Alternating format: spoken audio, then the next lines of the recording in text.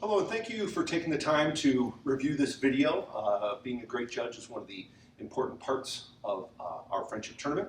My name is John Wasselino. I'm the owner of Patoka Karate Dojo, and tonight I'm just going to be reviewing some of the general tournament rules and scoring and different things for kata, weapons, and sparring.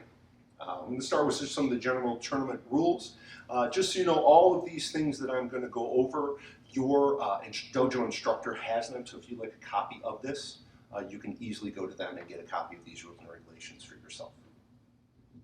Let's start with the general tournament rules. Not all of these do you really need to know, but I'm going to go over some of the ones that will be important to you. Number one, competitors must wear a traditional white karate uniform. No hakama or the long black type dress are allowed in any division. Sleeves must be rolled down. No rolled sleeves unless it's absolutely necessary. And no jewelry, gum, pins, or other harmful items in the ring. I tell you this because as a center judge, sometimes we don't catch everything, so we rely on you corner judges to catch those things and make sure that the students follow those specific rules. Outside interference from spectators may cause disqualification of the competitor. So if you see a parent or another student trying to help the current competitor, you can bring that to the center judge's attention as well. Kata rules: competitors must perform a traditional kata. Preliminary kata taught at their school before learning a traditional kata may be performed by a novice student. Weapons: competitors may only use the bow, sai, tunfa, jo, tanbo, kama, nunchaku, iku, the oar, or teishu. Judges should not be approached, and no introduction should be made before you perform. Kata scoring. Scorebooks will be used with scores ranging from 5 to 10, with all decimals in between are also possible. Your average score for most divisions will be between 6 to 8. The important thing to remember when scoring kata and weapons is that you leave space. So meaning, first competitor comes up and you want to give them a 6.5. Fantastic. Second competitor comes up and you think they're better and you give them a 6.6. Well, now you've kind of got yourself in a position where you have no scores to give the next person if they're better than the first person but not as good as the second person. You have no in-between score. So the most important thing for your scoring is to leave space. If you give the first person a 6.5, second person is better, give them a 6.9, give them a 6.8, maybe even a 7. Now you've left some space in between for those that fall in between those two competitors. And just because a center judge gives you a median score doesn't mean you can't go above that if you need to, or below that in order to give the proper score to that performer. Competitors will be scored or penalized in these areas, meaning you're going to add to the average score. So if your center judge tells you that median score is going to be a 6.5, whether you're going to add to that 6.5 or you're going to deduct from that 6.5, will be based on these areas. Presentation form, so how they enter the ring with all the bowing and coming in and out of the ring. Proper technique and form, so we know what that is, right? The correct stance, the proper form on your punch or your strike or your kick. Stances, power, speed, body dynamics, and mechanics, embusen for the higher belts, and spirit, confidence, or mastery impression. Remember that not all kata will schematically land on the mark, but higher belts should be developing their kata so it does. Keep this in mind when looking at the embusen for deductions. Once the judges appear to have their score, the center judge is going to say hante, followed by a slow whistle with a sharp whistle at the end. At the end of that sharp whistle, all judges will put their scores up. They'll all face in one direction, so to one side of the crowd.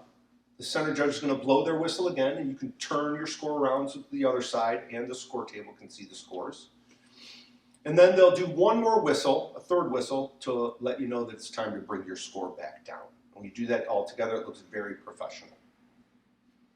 Starting each division, the center judge is going to give you a median score of maybe 6.5.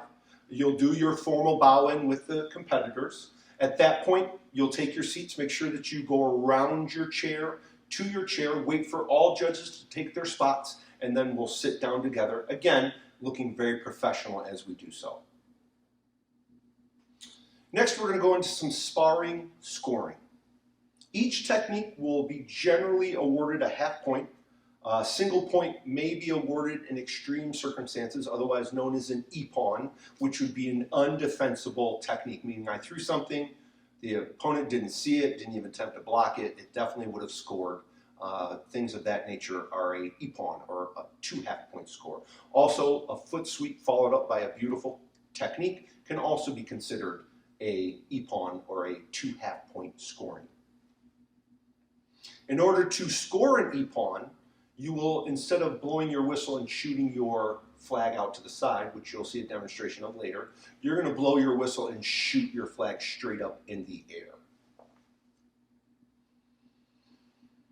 A majority is not needed for a center judge to make a call. However, it is recommended that the center judges try to base their decisions on the calls of the corner judges. That way you kind of get rid of any type of bias from the crowd that they might see. I like to base my score based off of what I'm seeing from the corners and usually won't make a call all by myself. Each match will be 1 point or 2 half points, which is called ippon shobu. Black belt divisions will be 4 half points or 2 whole points. Matches are 2 minutes long, or whichever competitor scores all of their points first. If the match is tied at the end of 2 minutes, the next scorer will win the match.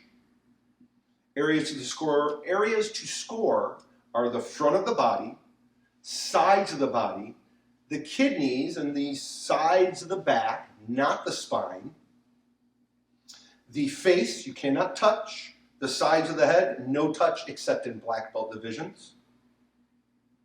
Techniques that can score include, but are not limited to, front kicks, roundhouse kicks, side kicks, back kicks, punches, back fists, and ridge hand strikes, as well as front hand jabs. Techniques must be clean, strong, and balanced, stable, and able to reach in order to receive a point. Contact must be kept light when scoring to the body.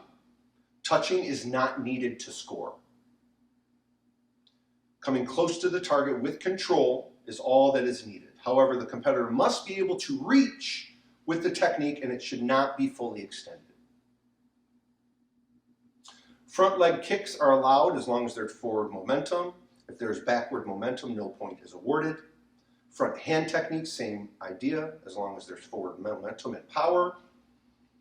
Sweeps are allowed, but you must use the inside of your foot to the outside of their foot only, and you must follow up immediately with a technique.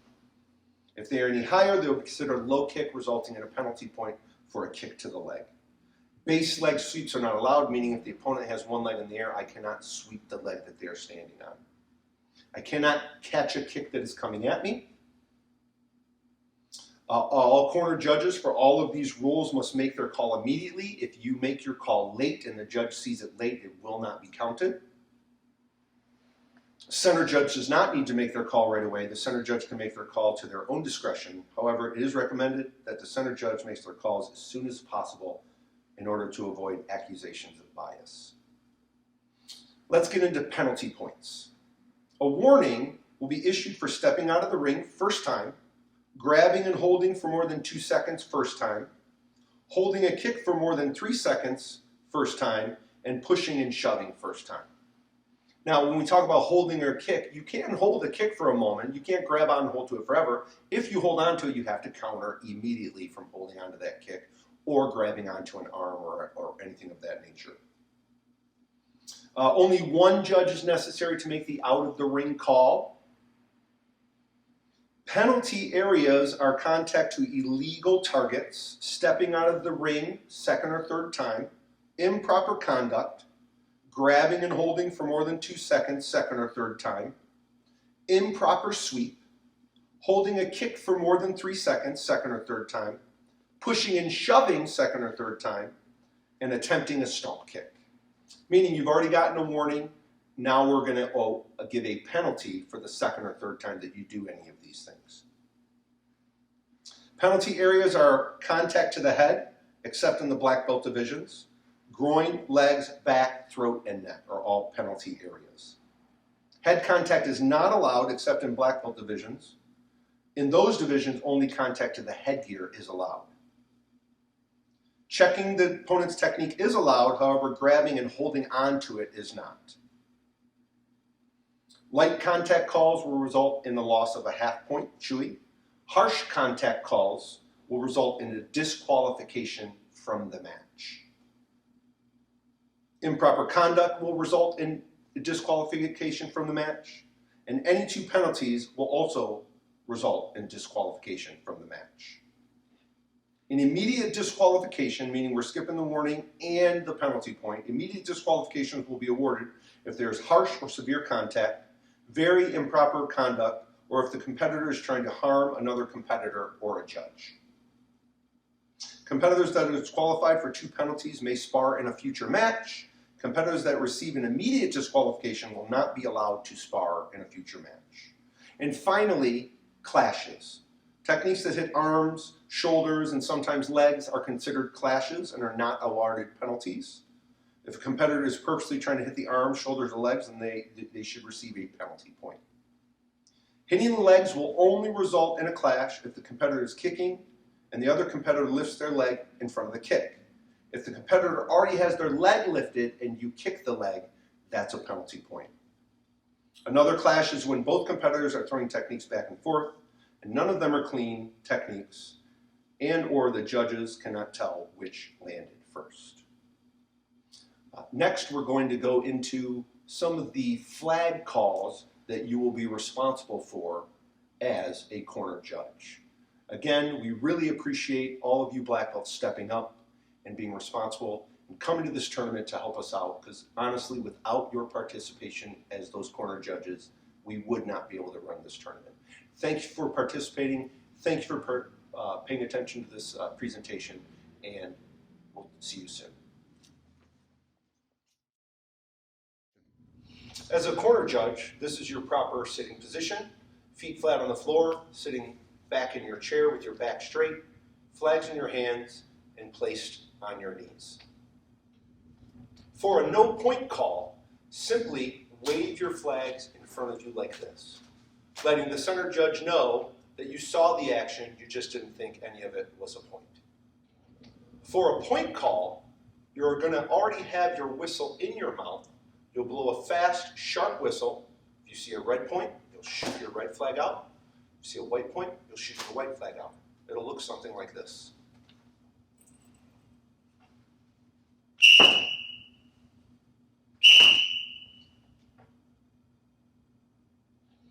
For a could not see call, simply raise your flags and cross them in front of you like this, letting the judge know that it looked like a good technique, you just couldn't tell whether it landed or not.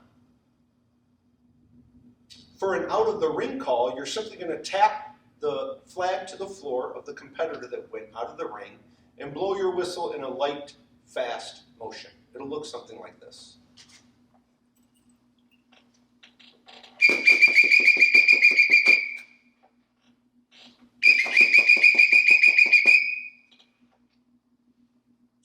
For a clash call, you're simply going to take the ends of your flags and place them together like this, meaning you saw the action and you saw that it didn't score, it hit parts of the opponent's body that are not targets.